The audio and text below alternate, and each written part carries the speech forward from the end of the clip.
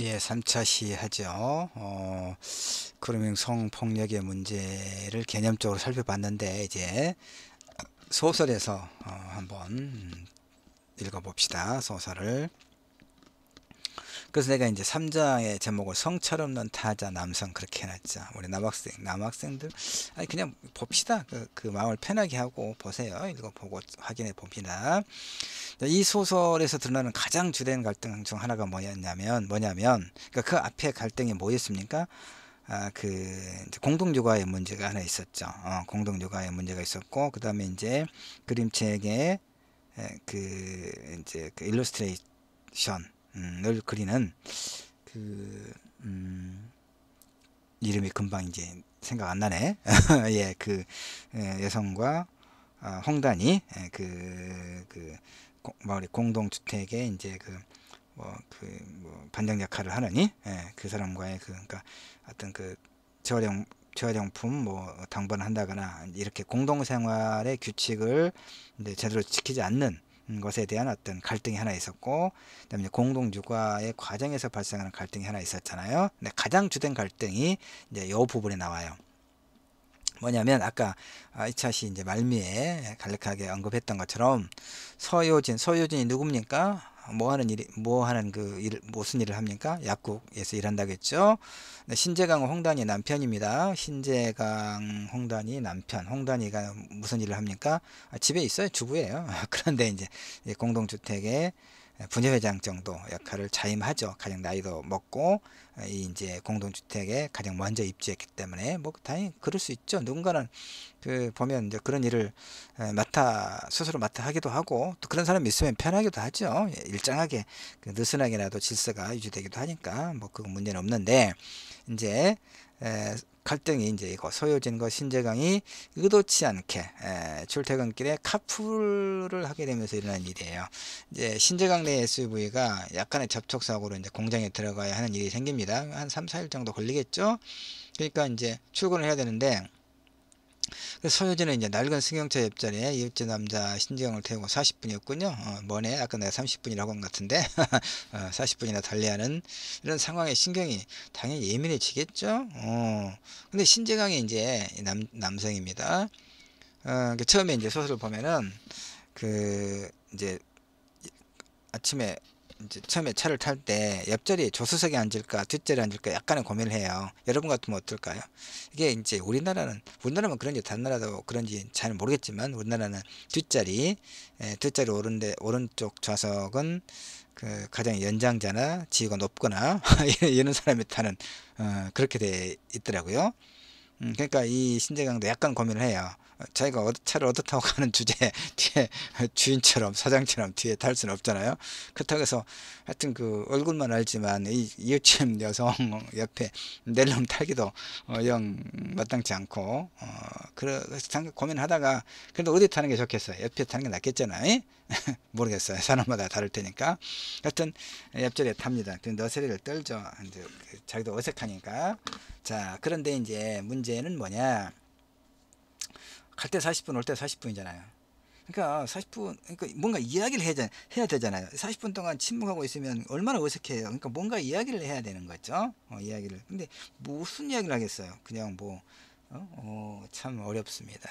그래서 이제 신재강은 일단 이제 차를 얻어 타고 다니니까 그걸 핑계로 저녁 하프 시간대 이제 아침에는 같이 출근할 수 있잖아요. 근데 올 때는 이제 또 퇴근 시간이 좀씩 다르니까 이 소효진이 또 차를 이제 좀 기다리기도 해야 되잖아요. 그러니까 신재강이 이제 미안하겠죠, 사실은. 미안하기도 하고, 어, 그래서 이제 저녁 하프 시간대 값비싼 간식을 또 가져옵니다. 그럴 수는 있겠죠. 근데 또 소효진을 향해 은근슬쩍 스킨십을 시도해요. 언제나 선을 넘을 듯 말 듯 애매모호한 말과 행동으로 소효진을 당혹스럽게 해요. 그러니까 소설에서는 이제 나는 이렇게 요약할 수밖에 없었는데, 이 글에서는, 평론에서는, 소설에서는 이를테면 뒤에 좀 나오긴 할 거예요. 이를테면 그 간식을, 이를테면 빵을 사가지고 와서 빵 사와서 먹으라고 하면 그냥 덥석 먹겠어요 서유진이. 그래서 일단 고맙다고 뭘 사오셨냐고 보통 우리가 이야기 하잖아요. 그냥 뭐 오셔도 되는데 뭘 사오셨어요. 그러면 신재가 이거 좀 맛있게 보여서 뭐 하나 사왔다 드시라. 지금 당장에 먹으라고 하는 거예요 또. 그러면서 이제 먹으라는 듯이 이렇게 서유진이 막 갖다 주고 그러니까 안 먹을 수도 없잖아요 또 이게. 그래서 이제 뭐 이제 한번 이렇게 먹고 빵을 먹다 보면 어떤 일이 생깁니까 여러분? 입술 주변에 뭐 묻죠.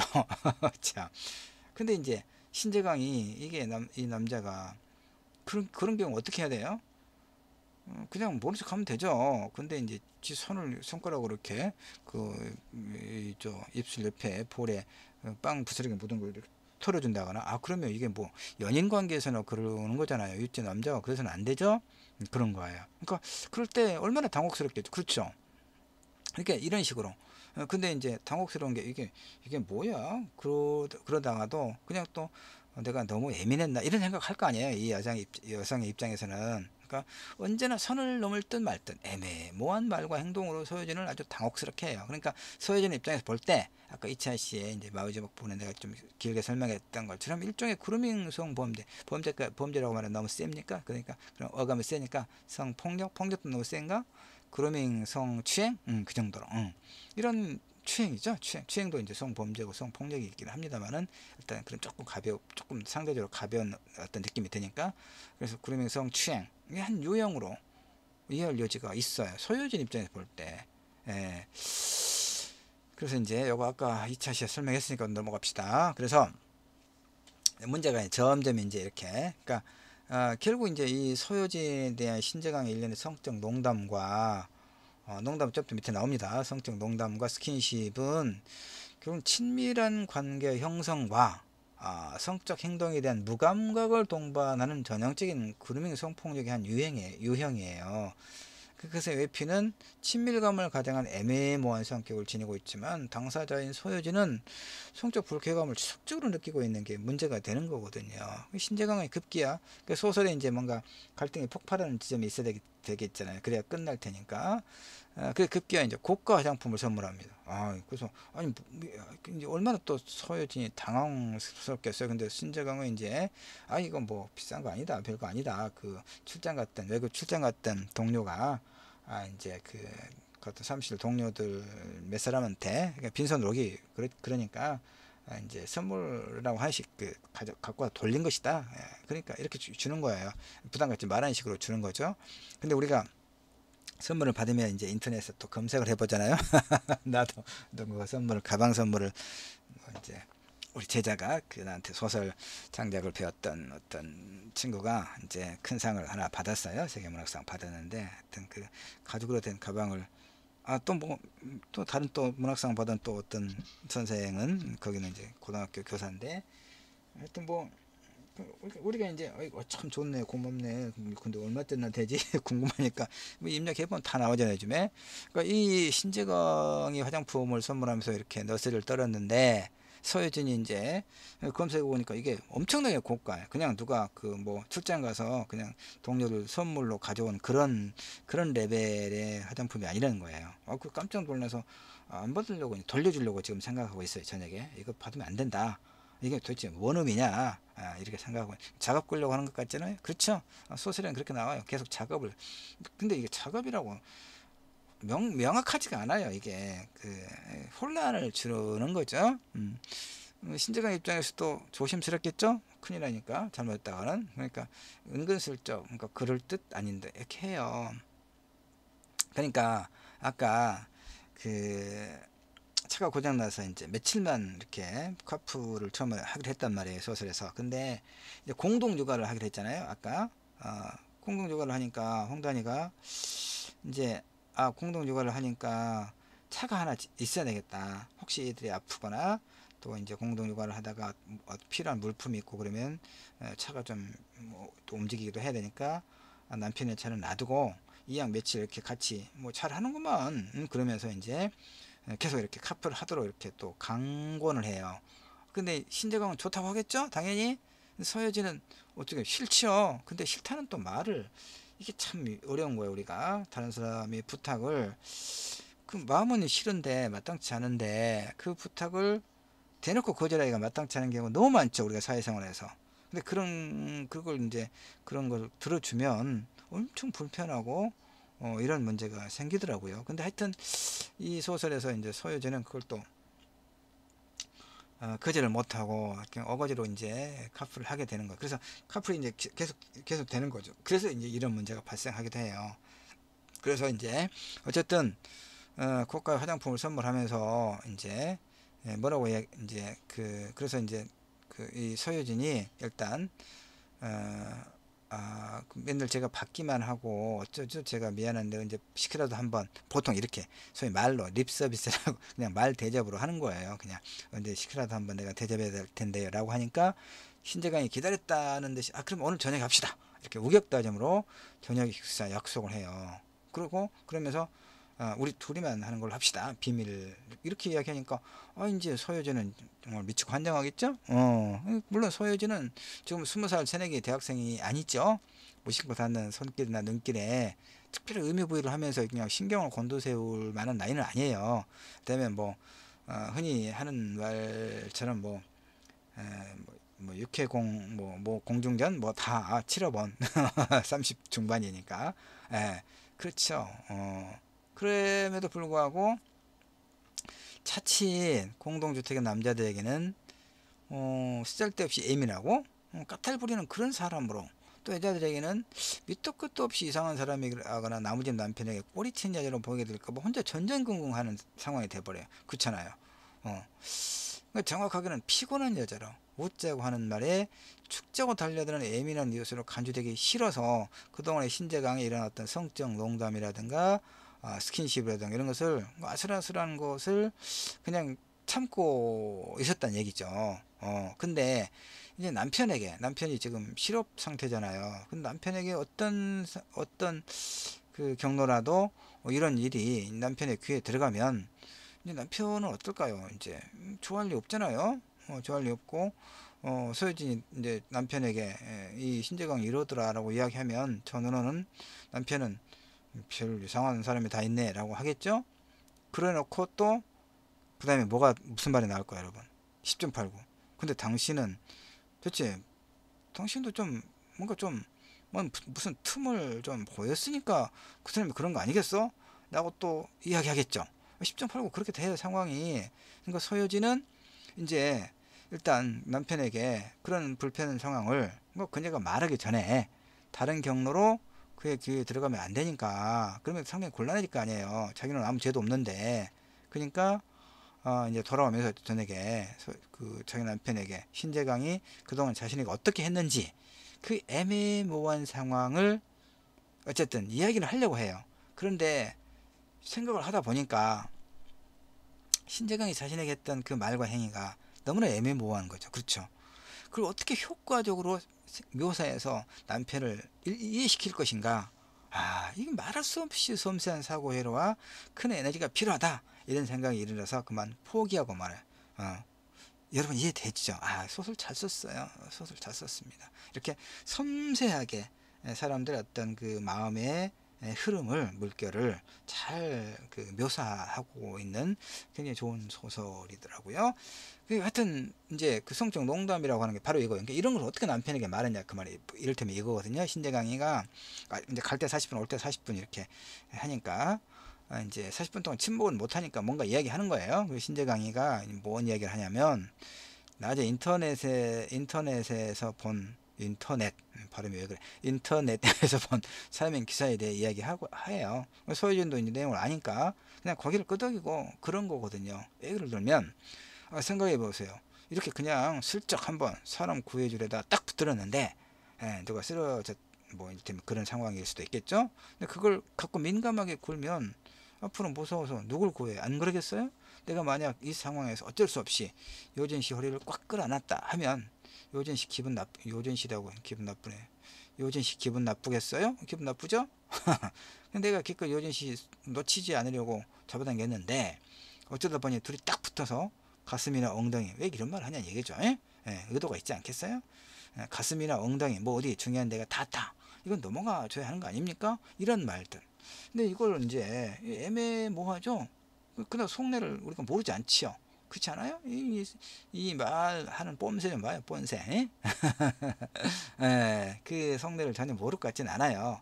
다만 구체적인 행동으로 만질 수 있는 형태로 실제 눈앞에서 뭔가 이루어진 건 아니죠. 이를테면 뭐 신재관이가 서효진을 뭐 끌어안고 이를테면 키스를 했다거나 이건 아니잖아요. 지금 일단. 그러니까 이 말들을 남편에게 어떻게 할 것인가, 어떻게 해서 남편을 오해 없이 이해시킬 것인가, 그런 내 편을 만들 것인가, 너무 피곤한 일이더라 이거예요.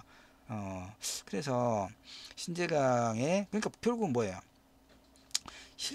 실제 눈앞에서 만질 수 있는 형태로 실제 눈앞에서 이루어지기 전까지는 아무것도 아닐 수 있죠. 그게 역시 아무 일도 없었던 것이 되는 거예요. 그래서 신재강의 입 밖으로 나온 말은 실행에 옮겨지지 않은 채 그대로 허공에 증발한 것으로 치부할 수밖에 없는 거죠. 그래서 그녀는 그렇게 낙담해요. 그런데 이제 아까 파국이 온다고 했죠. 갈등이 폭발해서 신재강이 이제 고가 화장품을 억지로 선물하면서 이제 그 국고 사양에서 아까 이야기했던 거죠. 저녁에 이제 약속을 그냥 언제 식사라도 한번 할까요? 식사라도 말 끝내요 바쁘게. 오늘 저녁에 합시다라고 거의 강제로 시간 약속을 해요. 그리고 오늘 하죠. 그래도 우리 둘만 합시다. 이렇게 이야기하니까 이게 뭐예요? 어떤 강압성의 친절함과 친근함의 에피를 듣고 새어나와서 요진의 가슴이 불안하게 뛰기 시작해요. 고민 끝에 그녀는 이제 안 되겠다. 더 이상은 안 되겠다라고 생각하는 거예요. 그래서 이제 예정보다 일찍 약국을 서둘러 나와서 집으로 이제 가는 거예요. 차를 몰고 가는 거죠. 똥차. 근데 이제 집으로 가다가 또 무슨 일이 생기냐면 똥차니까 가다가 차가 서요. 다운데. 그래서 이제 그 차를 이제 뭐 견인차 뭐 이렇게 불러놓고 근데 이제 외진 곳이고 저녁 시간이 되고 그래서 이제 조금만 뭐 한 30분 걸어가면 집이니까 이제 걸어가는 거예요. 지금 집을 향해서. 근데 그 틈에 이제 그 전화도 안 받고 그러니까 이 신재강이 이제 문자 폭탄을 보내는 겁니다. 요진 씨 그렇게 안 받는데 사람 왜 그래요? 제가 뭐 수작이라도 거는 것처럼 보여요? 밥 한 끼 사겠다고 했다가 별수모를 다당하네. 이렇게 이제 문자 폭탄이 오는 거야. 이제 신재강이 보기에 저도 이제 뭔가 상황이 좀 이상하게 돌아간다고 생각했겠죠. 그러니까 이렇게 이제 자신을 방어하기 위해서 이렇게 이제 오히려 큰 소리를 치는 거예요. 큰 소리 치는 거죠. 성찰 없는 거죠. 성찰 없는. 그래서 이제 신재강이 서효진에게 건네는 은밀한 말과 몸짓들에는 이렇게 투명하지 못한 이데올로기, 그루밍 성범대한 유형이라 했지만 사실은 그 행위가 결국 평등하지 못한 남녀관계에서 비롯됐다고 볼 수 있는 거죠. 그가 자신의 행위의 의미를 객관적으로 이해하지 못하고 있죠. 그런 측면에서 신재강의 언어는 자기 성찰을 결여한 이데올로기적 성격을 갖는다라고 말할 수 있어요. 그러니까 여성인 서효진에게는 일종의 성적 폭력이 되는 거예요. 그 페미니즘 문학이 뭡니까? 억압적이고 불평등한 그런 남녀관계에 대한 침묵을 깨트리고 이 관계를 변화시키고 싶어 하는 것이죠. 그런 의미에서 이제 그렇게 볼 때 구보영모 소설 내 이웃의 식탁 역시 이제 일련의 페미니즘 소설의 범주에 포함해서 우리가 읽어볼 수 있고 그렇게 읽고 있는 겁니다. 그러니까 소유진이 느끼고 판단하기에 신재강의 언어, 곧 밥을 먹자, 내가 사겠다, 근데 둘만이 먹는 걸로 하자, 이런 것들. 그 다음에 운전대 또 살짝 손을 얹어서 요진의 손과 스치거나 이게 스킨십인가 아닌가 헷갈릴 정도로 이렇게 한씩 해요. 빵을 먹도록 하면서 입 주변에 묻은 빵가루를 털어주는 이런 움직임으로 이제 볼을 건드리고 지나간다든가. 그다음에 또 잘 먹으니까 예쁘네. 근데 막 욕 나올라 그래 이제. 그죠? 잘 먹으니까 예쁘네. 이건 뭐 연인한테 하는 얘기 아니에요. 옆집 여자한테 이런 말 해서는 안 되죠. 안 됩니다. 안 되죠. 그다음에 또 하나 이제 그 지난 밤에 이제 옆집에 또 이제 돈 문제로 이제 부부가 아주 저녁내 싸웁니다. 싸우니까 이제 그걸 갖고 이야기를 하면서 요진 씨 소리 지르면 어떻게 되나 들어보고 싶다 이렇게 말해.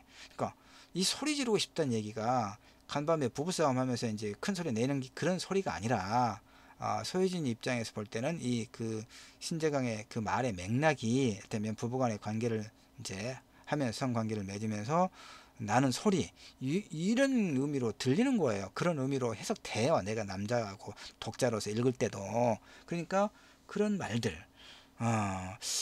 이런 것이 이제 소유진 입장에서는 정말 황당하겠죠? 그래서 여기서 이제 여러 가지 이론을 내가 생략한다고 했는데 이 이론을 설명할 필요가 있겠어요. 무슨 얘기냐?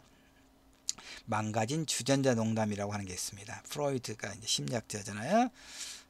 정신분석학자, 꿈의 해석으로 유명한. 그러니까 프로이트는 이제 그 의사였죠. 의사인데 그 정신과 의사였죠. 그 내담자들과 상담하면서 꿈이라고 하는 무의식에 주목을 한 거죠. 현실에서 억압당한 무엇인가 욕망이 꿈을 통해서 드러나고 있더라. 이렇게 해서 이제 꿈 해석을 통해서 리비도라고 하는 개념, 성적 에너지, 이것이 우리를 살아가게 하는 하나의 큰 동력이다라고 이제 강조했던 사람이 프로이드죠. 근데 그 프로이드가 망가진 주전자 농담이라고 하는 이야기를 합니다. 하여튼 이야기를 많이 하는데 이것도 보면 무슨 얘기냐? 어떤 남자의 이웃이 이건 잘못된 것 같아. 어떤 남자의 이웃이 남자에게 빌려간 주전자를 망가뜨려 돌려주면 그러니까 요거예요. 내가 좀 문장을 애매하게 썼어. 그러니까 어떤 여성이 있고 남성이 있어요. 근데 이제 이웃이란 말이에요. 그러니까 이 남자가 이 여성에게 주전자를 빌려갔어. 그래가지고 빌려갔으니까 돌려줬겠죠. 이제 돌려주면서 돌려줄 때 보니까 그러니까 이 여성 입장에서는 멀쩡한 새 주전자를 빌려준 거예요. 근데 이 남자가 그 주전자를 쓰고 좀 뭐 어떤 용도로 썼는지 모르겠지만 하여튼 쓰고 다시 되돌려 줄 때 보니까 망가뜨려졌다는 얘기, 조금 흠이 났거나 이렇게 뭔가 그러니까 아니 왜 이 여성이 이제 이렇게 항의를 할 거 아니에요. 아니 왜 아저씨 예? 이거 뭐예요? 왜 흠이 났어? 근데 멀쩡한 새 것이었는데 이렇게 이야기할 거 아니에요. 그러니까 남자가 이제 뭐라고 대답하냐 이거예요. 망가진 주전자 농담입니다. 남자가 처음에는 나 망가뜨리지 않았는데, 나 망가뜨리지 않았는데 라고 대답하. 뭐가 망가뜨리잖아. 망가뜨려졌잖아. 이게 푹 들어갔구만. 그러니까 뭐라고 또 대답. 맞다, 빌릴 때 망가졌더라, 이렇게 대답.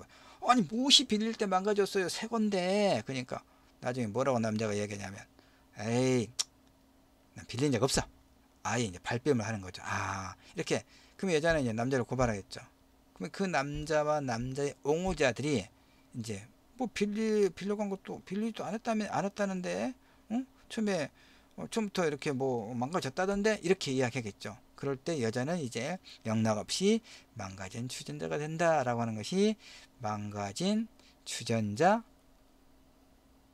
농담이 되는 거예요. 무슨 얘기 알겠죠? 소요진이 신재강의 행위를 이렇게 이러이러한 것이다라고 말할 때 소요진은 여러 사람들에게서 이 망가진 주전자처럼 될 수도 있겠다. 무슨 얘기인지 여러분이 알아야 될 텐데, 알겠죠? 알 거라고 믿어요. 자, 그래서 소요진은 그것이 오해였던 진실이었던 간에 공동체 생활의 잡음을 가져온 장본인으로 찍히고 나면 우선 주민과의 관계는 파탄이 나겠죠? 그런 상태로는 입주한 지 얼마 안 된 주택에서, 이 공동주택 생활에서 더 이상 평범한 인사와 몸짓과 말을 건네며 살기가 어렵겠죠. 그런 판단 때문에 얼굴을 이제 굳게 하지 않고 농담을 농담으로 받아내겠다 이 말이에요. 망가진 주전자가 되지 않기 위해서. 근데 삶은 다짐만으로 이루어지는 것이 아니거든요. 삶은 그 다짐을 행위로 옮기는 과정이에요. 그 다짐을 행위로 옮기려 할 때 무슨 얘기입니까? 소요진이 신재강의 그런 행위들과 결연히 단절하고자 할 때, 그 말이에요. 할 때 부딪히는 난관, 혹은 그 행위의 결과를 얻게 되는 칭찬, 욕 등등, 이게 사실은 삶이다, 이런 얘기입니다. 무슨 얘기냐면 소설이 결말을 향해 가고 있겠죠. 소요진은 그 다짐을 행위로 옮기는 과정에서 결국 별거를 해요. 공동주택을 떠나거든요.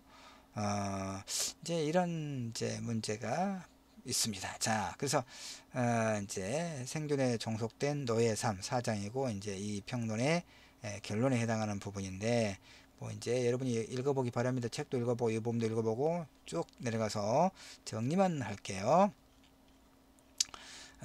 이제 여기 보면 어떤 문제가 있냐면은 이 소설에서 말하고 있는 마지막 7페이지로 가서 봅시다. 여기 보면 이 소설의 경우에 구병모 내 이웃의 경우에 내 이웃의 식탁의 경우에 남자들을 어떻게 이제 그리고 있냐면 이웃집 여자에게 치근대는 신재강 치근대는 경우, 경제적으로 완전히 무능한 경우 전원의 아내 아니라도 보잘것없는 그런 상황에 있고 고해산의 경우가 그렇고. 근데 여성들은 어떻습니까? 꿈미래 실현 공동주택의 질서를 유지하고 공동육아를 계획해서 실행에 옮기는 홍단이, 남편을 대신해서 생활별을 보러 오는 소효진, 아이를 돌보면서 그림책 사파를 그리는 조현애, SNS, 설명은 내가 안 했습니다만은 SNS를 통해 중고 물품을 거래하는 강교원, 이렇게 보다 적극적인 삶을 꾸려나가는 것으로 묘사되고 있거든요. 그런 의미에서 이 소설은 남녀 역할의 이제 기존의 남녀 역할의 전도, 젠더의 구성과 배를 전복함으로써 남성 가장과 여성 주부의 성 역할 구조에 기반을 두고 있는 기존의 어떤 그 가족주의적 젠더 체계를 일정하게 해체하고 있다라고 볼 수 있어요. 그건 전통적인 남녀 역할에 대한 근본적인 문제 제기라고 볼 수도 있고, 그것이 균열을 일으키고 있는 작품의 현실을 핍진하게 그려내고 있는 것으로 읽을 수도 있지요. 그러나 이제 일정하게 좀 아쉬운 점이 뭐냐면, 소설 내 인물들에 대한 성격 부여가 기왕의 페미니즘 소설에서 묘사되고 있는 것처럼 자칫 남성은 악, 여성은 선, 이런 이런 이분법적 구도를 답습하고 있지 않은가 하는 염려가 있어요. 특히 이제 서효진에게 내가 계속 이 3절시에서 주로 설명했던 것이 서효진에게 치근대는 신재강의 경우가 그렇잖아요. 이것은 주어진 남성 지배질서 안에서 여성은 체제와 구조의 피해자라고 하는 그런 단일 범주로 고정시켜, 그래서 이 세계를 바꿀 수 있는 어떤 전망도 보여주지 못하고 있다고 하는 그런 측면에서, 다시 말해서 그것이 우리의 현실을 하더라도 문학의 현실을 그림으로써 그 너머의 모습을 지향해야 한다는 관점에서 볼 때 상당히 어렵습니다. 이건 문학적인 측면이니까, 전문적인 측면이니까 좀 아쉽다, 이런 얘기를 할 수가 있습니다. 그러나 굉장히 잘 쓴 소설입니다. 자, 나머지는 여러분이 좀 읽어보기 바랍니다. 시간이 좀 많이 지났습니다. 약간 해서 3차 시도 마치고 전체 11주 페미니즘 소설과 사회적 상상력이라고 하는 제목으로 그런 주제로 구병모 소설 내 이웃의 식탁을 읽었습니다. 여기까지 하겠습니다. 수고하셨습니다.